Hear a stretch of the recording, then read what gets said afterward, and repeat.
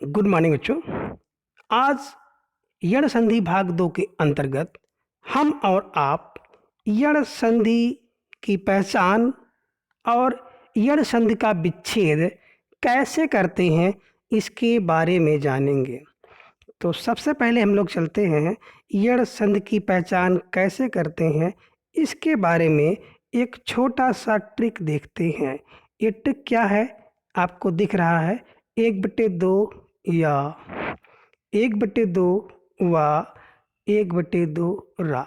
इन्हीं 3 ट्रिक के माध्यम से आप यण संधि की पहचान कर सकते हैं। कैसे? अगर किसी शब्द में, जैसे देखिए आपको ये शब्द दिख रहा है, किसी शब्द में क्या हो, आधा वर्ण कोई वर्ण आधा हो, अर्ध वर्ण हो और उसके बाद क्या हो, या हो। कोई अर्ध वर्ण हो उसके बाद वा हो, या कोई अर्ध वर्ण हो और उसके बाद रा हो, तो प्रायः उस शब्द में कौन सी संधि होती है? यण संधि होती है।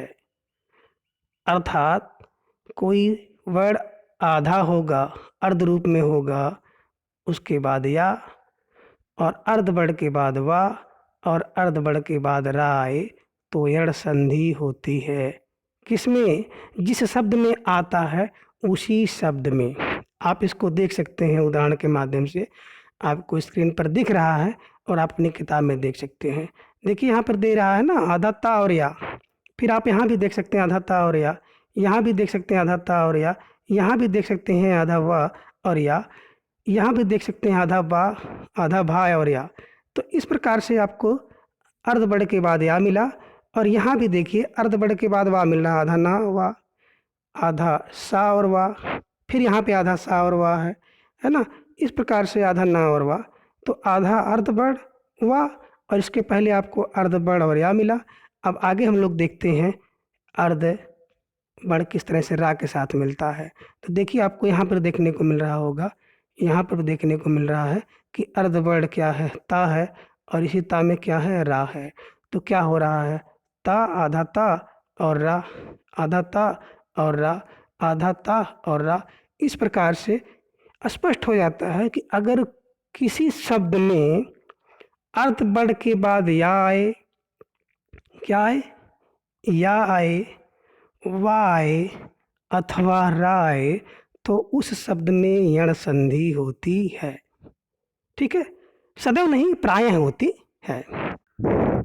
अब हम संधि विच्छेद को देखते हैं। तो जिस शब्द का संधि विच्छेद करना है उस शब्द को ध्यान से देखें। जैसे आपको एक शब्द दिख रहा है प्रत्यंग, तो प्रत्यंग में क्या दिख रहा है? जहाँ पर आपको आधा वर्ण मिले और उसके बाद या वा रा मिलता है, तो क्या करते हैं? सबसे पहले जो अर्ध वर्ण मिल रहा है उस वर्ण को हम लोग क्या करेंगे? उस वर्ण को इस प्रकार से हलंत के रूप में लिख लेंगे। इसके बाद प्लस करके जो या है, या वा है, या रा है, इन वर्ण को निकाल लेंगे। इसके बाद फिर प्लस करते हैं। प्लस करने के बाद ये देखेंगे कि या के ऊपर किस वर्ण की मात्रा है, अंग की मात्रा। सबसे पहले आप उ लिखते। अगर आ की मात्रा लगी होती तो सबसे पहले आप आ लिखते, है ना। अगर ई की मात्रा लगी होती इसी पे तो आप सबसे पहले ई लिखते, है ना। तो यहाँ पे मात्रा किसकी लगी है? तो मात्रा आपको लगी है, देख रहे होंगे। जैसे आप प्रत लिखते हैं, इसके बाद मात्रा देखिए अंग की लगी हुई है, तो आप सबसे पहले क्या लिखेंगे? या, और या के बाद सीधा लिखेंगे अंग। ठीक। अब देखिए बच्चों, ये जो आपका या है, इस या की उत्पत्ति कैसे हुई, ये या का विकार कैसे हुए? आप पढ़े हैं ई या ई के स्थान पर या होता है।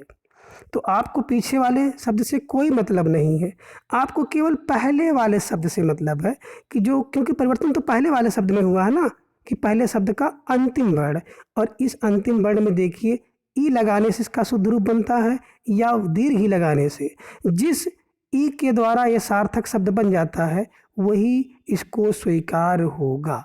अर्थात हम लोगों ने छोटी ई लगा दी तो आपका शब्द बन गया प्रतिधन अंग बराबर प्रत्यंग। क्लियर? एक शब्द और देख लें। देखिए आपको एक शब्द मिल रहा है अत्याचार, ठीक है ना। अब अत्याचार को हम लोगों ने ले लिया, और अत्याचार शब्द बनाने के लिए सबसे पहले आपने क्या किया कि इस अत्याचार का जो अर्धवर्ण है उसको हम लोग हलंत के रूप में लिख देते हैं, जैसे इस टाइप से। अत धन या आप निकाल लीजिए। हमने कहा था इस पे जो मात्रा लगी होती है उसके बाद या के बाद उसी वर्ण को लिखेंगे, तो मात्रा लगी है आ की, दीर्घ आ की, इसलिए आप दीर्घ आ लिखेंगे और हो गया आचार। अत्य या और आचार, तो इस या की जो परिवर्तन हुआ या किसके किसके स्थान पे होता है, ई या ई, ह्रस्व ई या दीर्घ ई के स्थान पर या आया है। अब ई दोनों ई में से लगा कर देखिए कि किस ई से सार्थक शब्द ये बन जाता है, पहले वाला।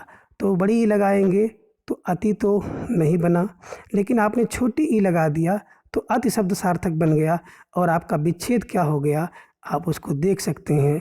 विच्छेद हुआ अति धन आचार बराबर अत्याचार। इस प्रकार से आप विच्छेद कर सकते हैं। चलिए अब हम लोग एक वर्ण वा का भी देख लेते हैं कि वा के साथ कैसे होता है।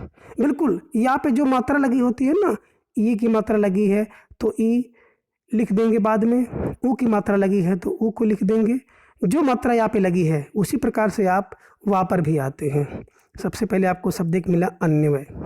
अब देखें सर, देखिए बच्चों यहाँ पे क्या लिखा है, अन्वय, अन लिखा है ना, तो सबसे पहले आप क्या करेंगे, आ और ना को हलंत रूप में लिखेंगे, वा लिख देंगे। अब देखें वहाँ पे कोई मात्रा तो लगी नहीं है, और जब कोई मात्रा नहीं लगी दी होती है तो उसके क्योंकि वा में आ है तो आप क्या लिखेंगे, इस तरह से लिख देंगे, आ लिखेंगे। यहाँ पर भी अगर कोई मात्रा नहीं लगेगी इस रूप में रहेगा तो या के बाद भी आ आएगा, है ना। रा में भी अगर कोई मात्रा नहीं लगी हुई है तो रा के स्थान पे भी आएगा। अगर कोई मात्रा नहीं तो इसमें तो है ना, इसमें है ना, इसमें आ वर्ड है, इसलिए या वा रा के बाद आ आएगा। अगर कोई मात्रा लगी हुई है तो मात्रा के हिसाब से उस वर्ड को आप इसके बाद रखेंगे। देखें अब आपने क्या किया, जो शब्द हम लोग कर रहे थे अन्वय का, तो अन्वय में हम लोगों ने क्या किया, जो आपका अन था सबसे पहले हम लोग इस रूप में लिख लिए, हलंत के रूप में अन। वा को हमने निकाला और वा का जो आ था उसको लिख दिया इस प्रकार से। अब वा कैसे कैसे होता है, देखिए वा सदैव दो रूप में होता है, या तो ऊ के स्थान पे होगा या तो ऊ के स्थान पर। अब दोनों में से चेक कर लीजिए कि इस पे कौन सा शब्द जो है मिलकर के सार्थक शब्द बनाएगा। अगर हमने छोटा ऊ लगाया तो क्या हो गया, अनु, और अनु आपका सार्थक शब्द बन रहा है, लेकिन दीर्घ ऊ लगाएंगे तो अनु सार्थक शब्द नहीं बन रहा है, इस कारण से ये नहीं होगा। और आप विच्छेद करेंगे तो अनुधन अय, और आपका ये बन जाता है अन्वय। देखिए आपको दिख रहा है कि अनुधन वय बराबर अन्वय। एक और आपको रा का बता देते हैं, शेष आप इसी तरह से प्रयोग करके बनाएंगे तो आपको बिल्कुल बन जाएगा। और कोई दिक्कत आती है तो आप मुझसे पर्सनल मेरे व्हाट्सएप नंबर पर आप करके पूछ सकते हैं, क्योंकि वीडियो बहुत ज़्यादा लंबी हो जाती है। देखिए आपको मिल रहा है। अब हम लोग रा से संबंधित किसी एक शब्द का विच्छेद करेंगे।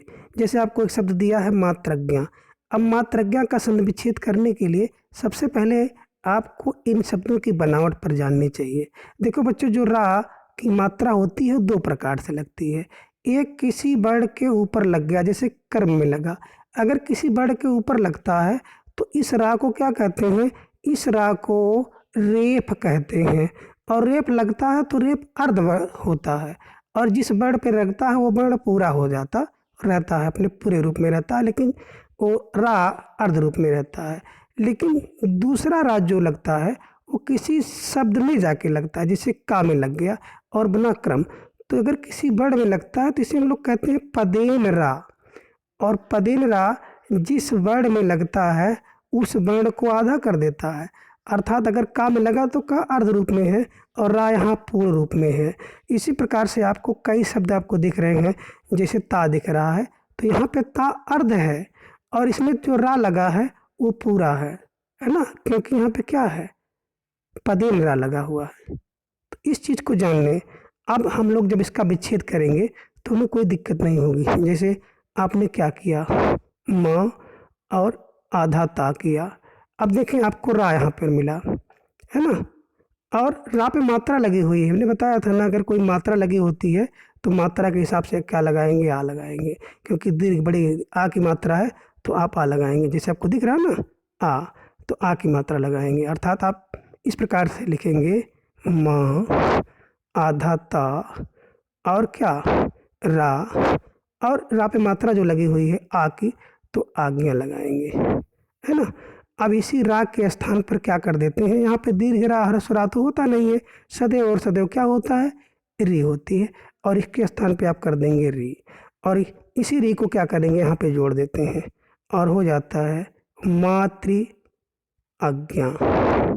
ये अर्थात मातृधन आज्ञा से आपका बन गया मातृज्ञा। इसी प्रकार से आपका ये पृथ्वी इच्छा है, पृथ्वी धन इच्छा।